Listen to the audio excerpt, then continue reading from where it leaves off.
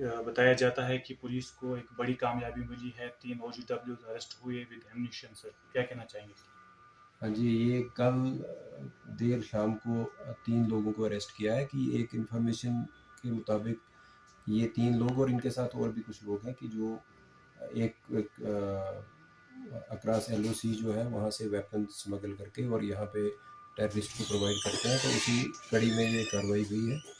और अभी क्योंकि तफ्तीश जो है वो इब्तदाई मरहले पे है और जैसे ही बाकी अरेस्ट भी होगी तो मुझे लगता है और भी रिकवरीज इसमें होनी चाहिए। तो आने वाले दिनों में और भी एक्सपेक्टेशंस हैं। एक्सपेक्टेशंस हैं क्योंकि अरेस्ट तो और बाकी हैं, तो मुझे लगता है कि जब सभी लोग अरेस्ट होंगे तो एक दूसरे से बातें जो निकल के और भी रिकवरीज के चांसेस हैं। बहुत बहुत शुक्रिया आपका बात करने के लिए। तो ये थे हमारे साथ बात कर रहे थे एसएसपी कुपवाड़ा, जो हमें जानकारी दे रहे थे। कैमरा पर्सन शाहिद के साथ मैं शराफत मंजूर कुपवाड़ा।